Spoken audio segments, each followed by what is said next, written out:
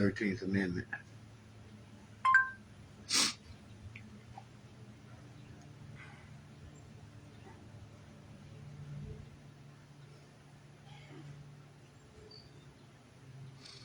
Hey, good afternoon, everybody. Y'all give me 1 second. Give me 1 second.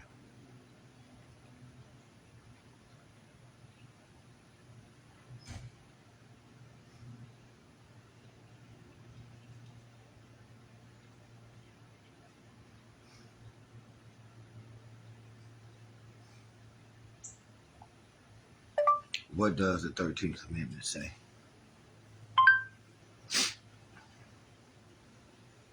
All right. According to Constitution Annotated, Congress.gov, neither slavery nor involuntary servitude, except as a punishment for crime whereof the party shall have been duly convicted, shall exist within the United States, or any place subject to their jurisdiction.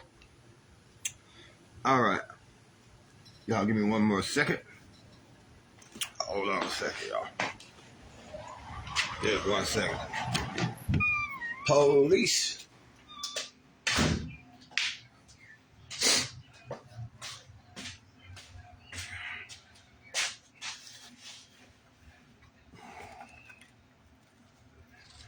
One second.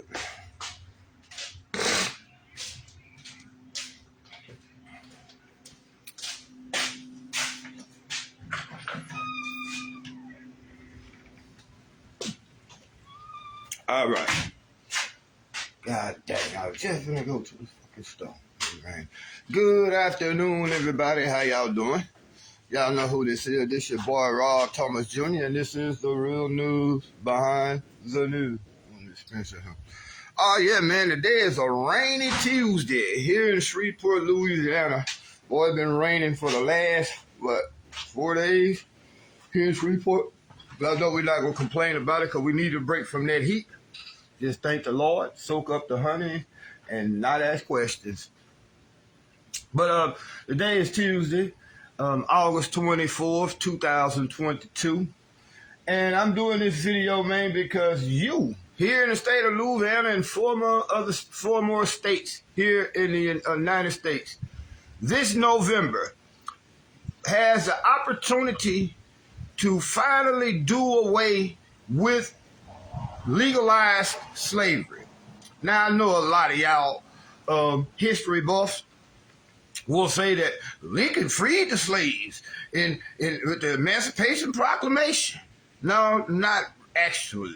Let me break it down to y'all a little bit.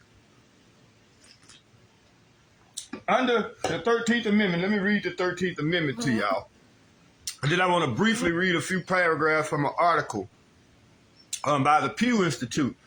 I guess it's a human rights organization that deals specifically with issues concerning civil rights violations. But anyway, under the 13th Amendment, for you all who haven't really paid attention or have never been to prison before or just, was unaware that slavery is still legal in the United States. Now, let me read you the first article of the 13th Amendment, and it's real short. It says, neither slavery nor involuntary servitude,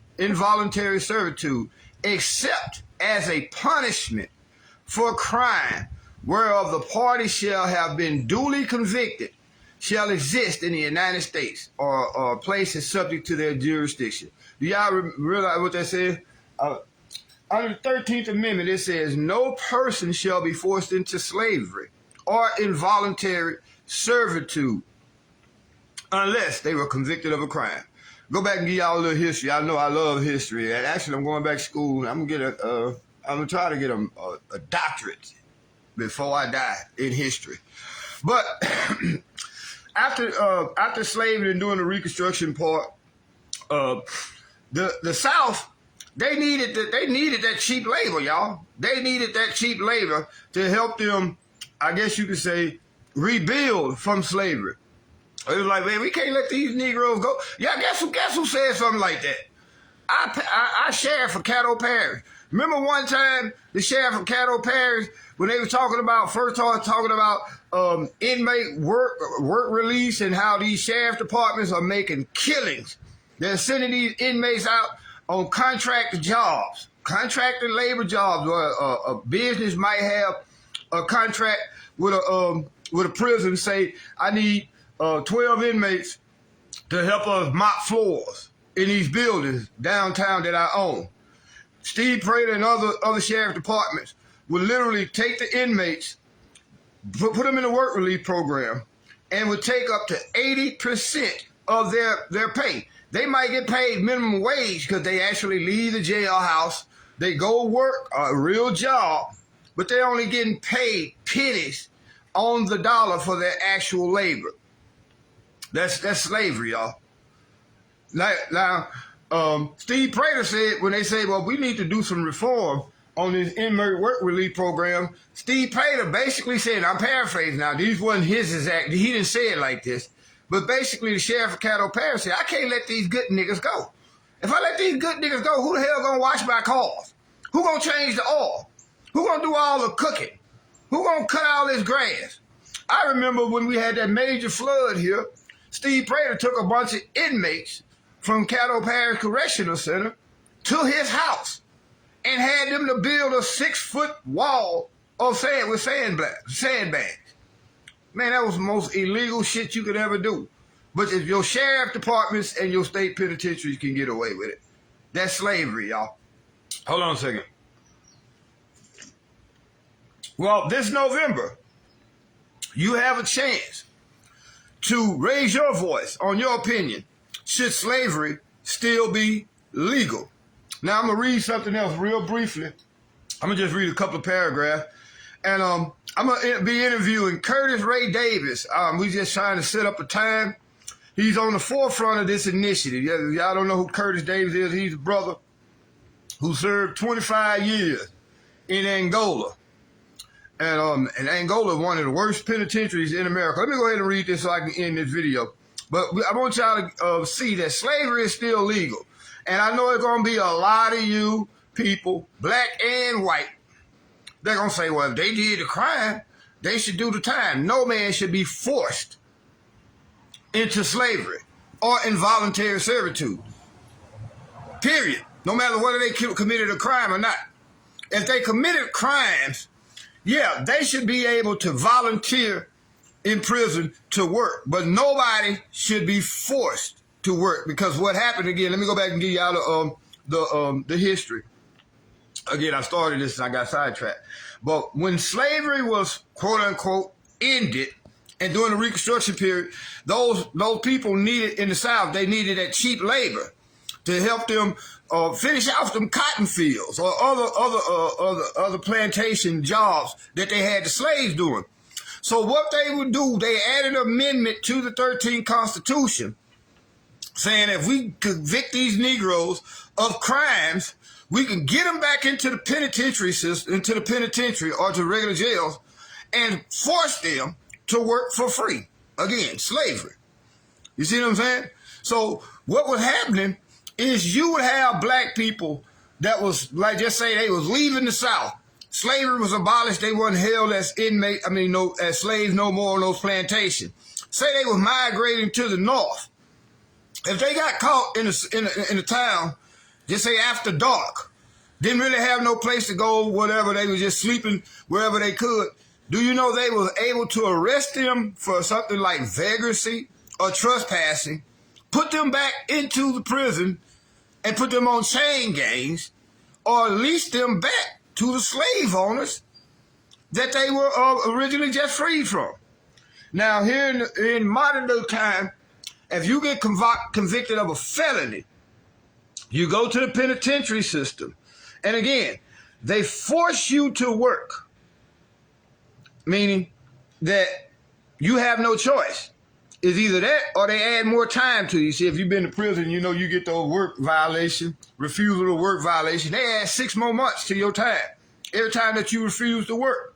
So now you have people that go in there with 2 years, and they be like, nah, man, I'm not going out there in that hot ass field. It's too hot, man. I got asthma. I can't go out there in them field. They be like, we don't give a damn what you got. You got 10 minutes to get up off your ass, get dressed, and get out there in that field.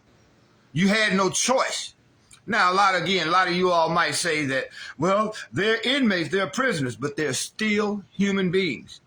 If they are being forced to work, then they should receive a salary. Plain and simple. Now, let me read this. Tennessee and Vermont will decide on state constitutional amendments prohibiting slavery and involuntary servitude in some cases, except for work by incarcerated people. Advocates say the amendments are needed to strip antiquated language from the state constitutions and potentially transform the criminal justice system by making all work in prison voluntary. 3 states, Colorado, Nebraska, and Utah, have approved similar ballot initiatives in 2018. This is the crown jewel of the criminal justice reform, said Curtis Ray Davis, who served 25 years for second-degree murder in the Louisiana State Penitentiary known as Angola, and is campaigning for the amendment in Louisiana following his experiences in incarceration. Most people believe it was impossible to get the amendment on the ballot in Louisiana, but Louisiana and America should not be in business of legalized slavery, he said in an interview. The 13th Amendment to the United States Constitution, ratified in 1865, abolished slavery and involuntary servitude in the United States, except as punishment for someone convicted of a crime.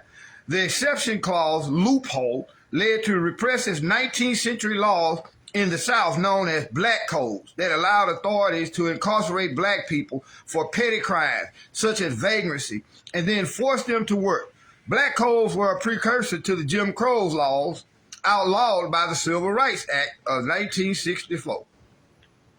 You want to remove offensive language and provide protection for citizens from slavery and involuntary servitude. Max Parthas, co-director of state operation of the Abolishment of Slavery National Network and co-host of a weekly radio online program, said, "Abolition Today said in the interview." Excuse me for that.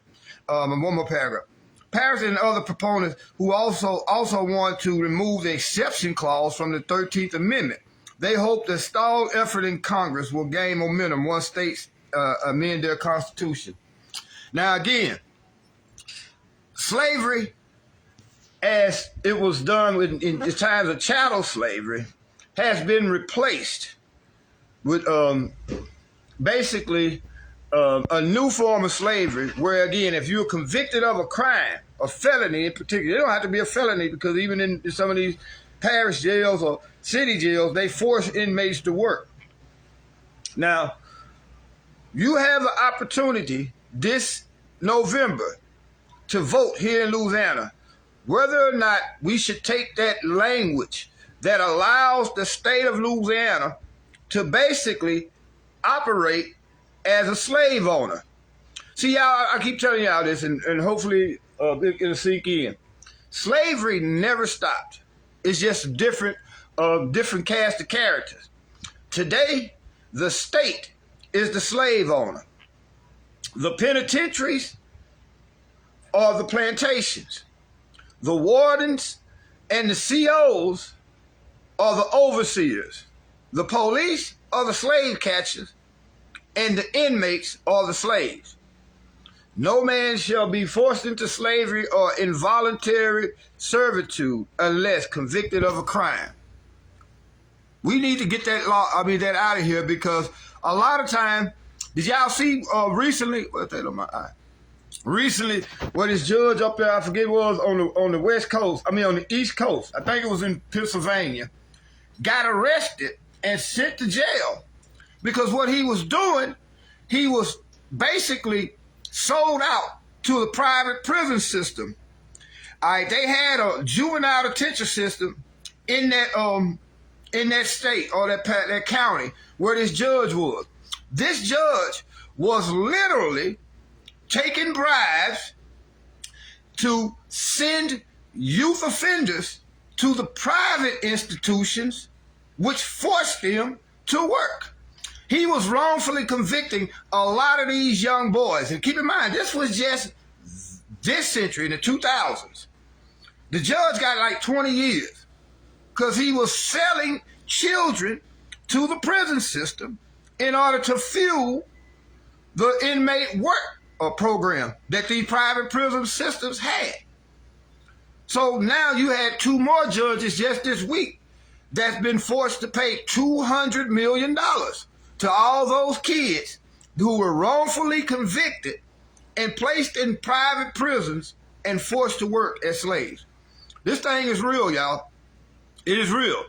And a lot of y'all, again, might have no sympathy for a person who commits a crime, which, I mean, I can't judge you or fault you for that. But no person shall be forced into slavery, right? Ain't that what the 13th Amendment says? Unless, now we need to take that unless part out of there and just say no person shall be forced into slavery or involuntary servitude. So we're going to be interviewing Curtis Ray Davis. I don't know, we probably do this interview sometime this week. Hopefully we might get it done today. But he'll be able to break it down to y'all in an eloquent fashion. But I'm here to tell y'all, for starters, and this is going to be my campaign. Yes, I'm going to be working with a couple of local politicians here for the local races. But my main focus is going to be helping Curtis and these other groups that are going to try to abolish the language. If nothing else, it will be a symbolic victory, which will eventually, hopefully, force prison reform. Because I don't care if a person committed what crime they committed. Nobody should be forced to work in brutal and inhumane conditions. Meaning that if I'm out there in that hot field at Angola and I'm about to have a heat stroke and I tell that man, look, boss, I'm tired. Shut up, nigga. Finish picking that cotton. That's how I go. You got a man sitting on a horse that's 7 feet tall with a rifle. So you're in the fields working for 8 cents an hour that you don't ever see at gunpoint. That's inhumane, y'all. If a person did a crime, shouldn't that person be rehabilitated? He's already been punished because he had to deal with the crime that he committed in his mind spiritually. He's away from his family. So he's being punished. Shouldn't the emphasis be more based upon rehabilitation than punishment? Think about it. If you punish a person so much in a cruel and inhumane fashion, you're only creating more of a monster. So you're putting people back out on the streets who are full of resentment now, anger, because they just spent 12 years of their life working for free. Then you put them back out on the streets with nothing, no educational skills, no de-escalation skills, no skills at all, no anger management skills. Actually, you're putting an even angrier person back on the street. This is what they expect. They want to put these people back on the streets. They can't get jobs, so they automatically reoffend. They call it a recidivism rate. They automatically reoffend and go right back to prison. That continues to fuel the prison slave system. So y'all stay tuned, man. Share this video because everybody in Louisiana needs to know that this November, when you go to vote for your local and state politicians, I think it's going to be the 7th item on the ballot where you have a chance to check, yes, we want to end to the slave clause in the Louisiana State Constitution. Y'all be blessed.